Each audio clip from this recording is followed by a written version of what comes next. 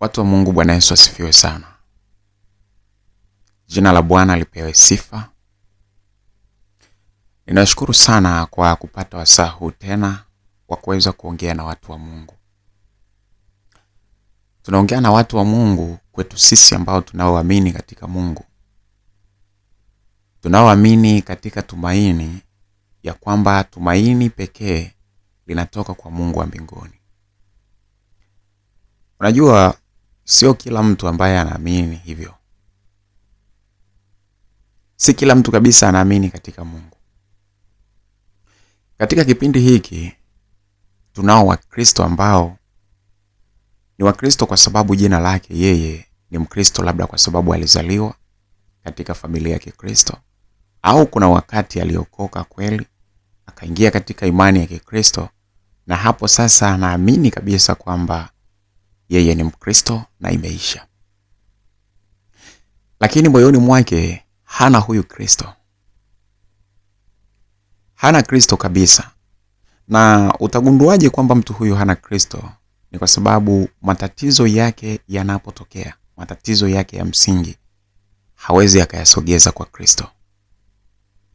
Yaani linapotokea jambo kubwa sana ambalo anatazama, anaona hili jambo ni kubwa, mtoto labda anaumwa, au anaona anakwenda kufirisika, au ameshafirisika tayari, au ni yeye mwenyewe anaumwa, au kuna jambo fulani anahitaji labda ajira, au jambo lolote lile ambalo analiona ni gumu, unakuta halipeleki tena kwa Kristo, japokuwa yeye ni Mkristo.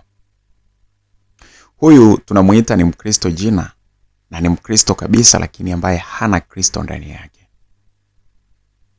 Kwa sababu kama angelikuwa na Kristo ndani yake, basi angemtwisha mizigo yake Kristo. Njoni kwangu ninyi nyote msumbukao na wenye kulemewa na mizigo ya dhambi, nami nitawapumzisha. Kwa upande wa Mungu wa mbinguni, Yesu Kristo anakuita ukiwa na mzigo yako, ya kwamba hata kama una mzigo, basi mimi nitakupumzisha. Ombeni nanyi mtapewa, bisheni nanyi mtafunguliwa, tafuteni nanyi mtaona. Huyu ni Yesu. Na ikiwa ni Yesu ambaye anazungumza haya, hii ina maana kwamba ikiwa wewe ni wa Yesu, yaani wewe ni Mkristo ambaye una Kristo ndani yako, basi matatizo yako utayapeleka kwa Yesu Kristo na wala si mahali kwingine.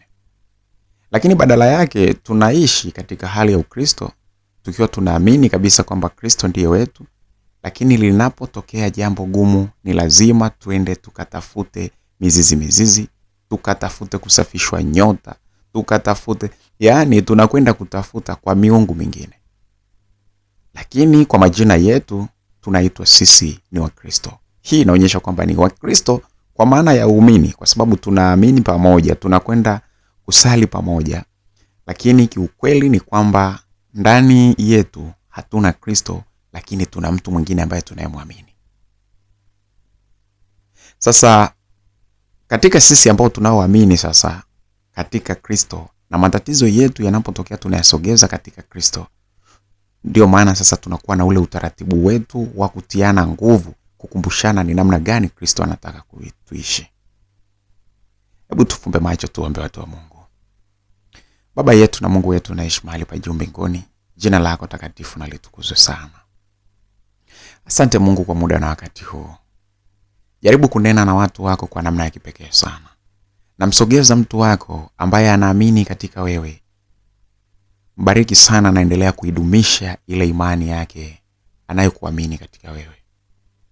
Lakini namsogeza yule mwingine, Mkristo fulani hivi, yuko mahali fulani anaamini kabisa kwamba yeye ni Mkristo, lakini matatizo yake yanapotokea haamini kama Kristo anaweza kutatua matatizo yake.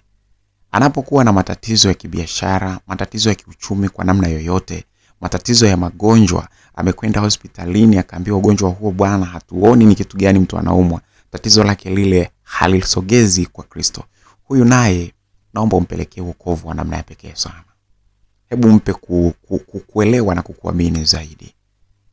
Amesogea angalau anajua kuingia katika nyumba yako, basi msogeze zaidi na zaidi, umpe kukuamini. Mungu, nimewaombea Wakristo hawa kwa namna ya kipekee, lakini naombea kwa wale watu wote ambao bado hawajampokea Yesu kuwa Bwana na Mwokozi wa maisha yao. Bado wanatangatanga katika njia mbalimbali. Bado wanazo imani zingine, lakini bado hawajamkiri Yesu kuwa Bwana na Mwokozi wa maisha yao. Waguse kwa namna ya kipekee sana. Wasogeze karibu na wewe. Wape ile nuru waweze kujua kwamba wewe ndiwe Mungu na Yesu Kristo ndiye uliyemtuma kwa ajili ya wokovu. Baba yetu na Mungu yetu, tunaomba utupatie somo hili liweze kutujenga katika mioyo yetu. Litubariki kwa namna ya pekee, lituguse, litusogeze karibu na wewe. Mguse kila mmoja wetu, mguse mtu ambaye ana matatizo yake, lakini hata yule ambaye ana furaha, mguse ili furaha yake iweze kukutukuza wewe. Namwombea msikilizaji kwa namna ya pekee sana, kuwa na yeye kwa kila namna. Mfariji anapopata shida. Mfundishe kwamba tatizo lolote linapotokea, lipo tumaini kwako, kwa sababu wewe Mungu ndiwe tumaini la kudumu na tumaini la uhakika zaidi. Naomba hivyo nikiamini kupitia jina la mwanao Yesu Kristo. Amina. Ndugu msikilizaji, nilikuwa nazungumza mwanzo kabisa kuhusiana na kumtumaini Mungu. Hata ule wakati ambapo kuna matatizo, unauona mwisho kabisa. Ule wakati ambapo umeshindwa kufikiri kabisa, huioni njia, bado uendelee kumtumainia Mungu. Tulikuwa tunasoma wote katika mfululizo mzima wa kusoma Biblia. Tukasoma habari ya Yusufu. Katika kusoma habari ya Yusufu, tulisoma na kufika mwisho katika kitabu cha Mwanzo kile, ambapo tunakwenda kuanza kitabu cha Kutoka. Lakini katika kitabu cha Mwanzo, mistari yake ya mwisho, mistari yake mitatu ya mwisho inazungumza mambo muhimu sana kuhusiana na tumaini. Katika kitabu kile cha Mwanzo sura ya 50 mstari wa 24, 25 na 26. Yusufu alikuwa anakiona kipindi chake cha mwisho kabisa. Ukumbuke kwamba Yusufu aliishi akitambua kabisa kwamba yuko katika hali ya ugenini. Yuko katika nchi ambayo sio yake, kule nchini Misri. Alikuwa anafahamu kabisa kwamba huku sio kwetu. Na anafahamu kwamba tunahitajika sisi tuweze kurudi nyumbani, lakini hajajua kwamba sasa tunarudi lini, tunarudi kwa namna gani.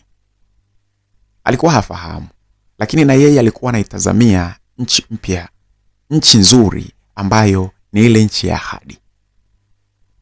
Sasa katika kipindi hiki anaona yeye amefika mwisho kabisa. Anaona sasa ninafika mwisho.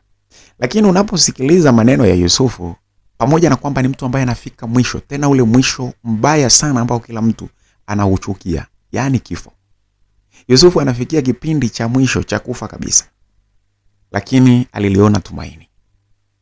Mstari wa 24 katika sura ile ya 50 ya kitabu cha Mwanzo, Yusufu kuna maneno anayozungumza. Anasema, Biblia inasema, Yusufu akawaambia nduguze, mimi ninakufa, lakini Mungu atawajia ninyi bila shaka. Atawapandisha toka nchi hii mpaka nchi aliyowapia Ibrahimu na Isaka na Yakobo. Ni kweli mimi ninakufa. Na mimi kweli ni kama nilikuwa ni kiongozi wenu sana hapa. Nilikuwa niko mkubwa sana katika serikali hii. Na mimi ndiye niliyewaleta huku kwamba jamani, njoni muweze kula na kunywa huku niweze kuwatunza. Lakini huku si nyumbani kwetu.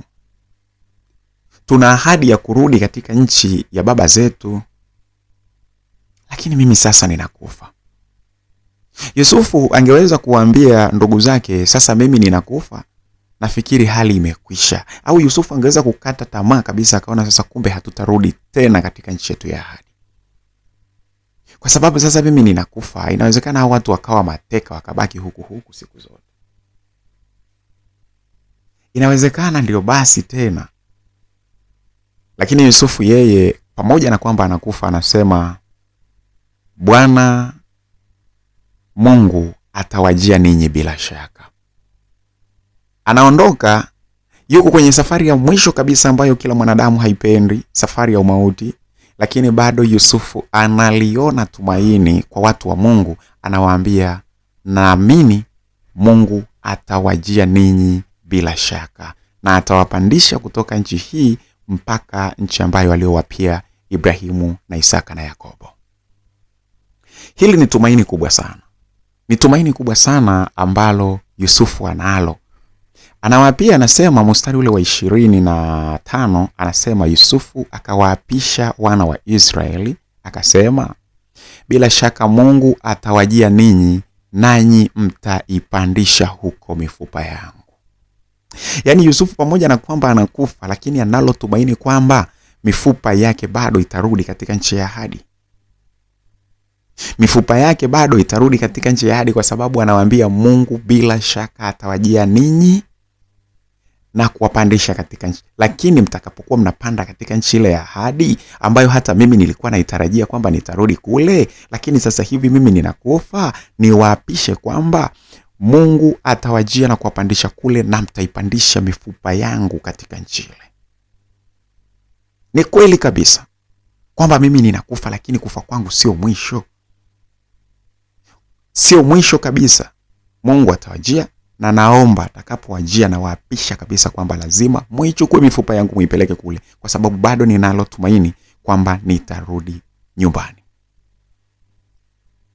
Mstari ule wa 26, Yusufu anasema, Biblia inasema basi Yusufu akafa mwenye miaka 110. Wakampaka dawa, wakamtia katika sanduku huko Misri. Wana wa Israeli wanafanya hivi kwa Yusufu kwa sababu na wao wamelipata tumaini. Yaani kama wasingepewa tumaini lile na Yusufu kwamba Bwana Mungu atawajia na mtapanda mtarudi kule, na hii mifupa yangu muipandishe kule, muipeleke nyumbani kwenye nchi yetu ya ahadi, kama wasingeambiwa vile, huenda wasingehangaika kutia dawa mwili sijui usioze, wahangaike kuweka katika sanduku. No, huenda wangeachana nao kwa sababu wangejua kwamba imekwisha. Msikilizaji, ninaongea na wewe ambaye unayenisikia kwa wakati huu, ya kwamba lipo tumaini kutoka kwa Mungu hata wakati ambapo unafika mwisho kabisa. Unapokuwa umefika mwisho kabisa katika kufikiri, lipo tumaini la Mungu tena mbele yako. Wakati ambapo Yusufu yeye anaona anakwisha kabisa, anasema hata katika mifupa yangu lipo tumaini la kurudi nyumbani. Msikilizaji, hata wewe ambaye upo katika hali yako ya mwisho sana ya kujikuta unafilisika, hali ya ugonjwa kabisa, unaona jamani, mimi nimepimwa, nimeonekana hapa, mimi jamani ndio basi tena. Hebu sikiliza mtu wa Mungu, nikwambie, rudi unene na Mungu katika hali ya tumaini, kwa sababu lipo tumaini jingine hata ule wakati wa mwisho kabisa. Kuna tumaini lingine kutoka kwa Mungu. Lipo tumaini huo wakati ambapo unaona unakufa, lipo tumaini na unaweza kuishi tena. Unapohisi kwamba wewe ndio unapotea kabisa, biashara imeisha kabisa, watoto huwezi kuwasomesha kabisa, yani wewe ni umekwisha, huna tumaini kabisa kabisa, imeisha, lipo tumaini jingine kutoka kwa Mungu kwako wewe uamini. Haleluya. Bwana Yesu apewe sifa, watu wa Mungu. Msikilizaji, kufikia hapo natamani sana niweze kukuombea ombi fupi sana la kukupa matumaini. Baba yetu na Mungu wetu unaishi mbinguni, tunashukuru kwa kutupatia somo hili. Mbariki sana msikilizaji, mpe tumaini jipya. Anahisi mambo yameisha, anahisi amekata tamaa. Mungu Baba, wewe ndiwe tumaini. Mguse msikilizaji anayesikia hapa, mpe kwa namna ya pekee namna ya kukuamini upya, na matatizo yake ayasogeze kwako, kwa sababu tumaini la kweli liko kwako Mungu wa mbinguni. Ninaomba hivyo tukiamini kupitia jina la mwanao Yesu Kristo. Amina. Basi mtu wa Mungu, unapopata somo hili, ishi katika somo hili ya kwamba lipo tumaini kama aliloliona Yusufu katika nyakati zake za mwisho. Neema ya Bwana wetu Yesu Kristo na upendo wa Mungu Baba na ushirika wa Roho Mtakatifu kae pamoja na sisi sote sasa na hata milele. Amina.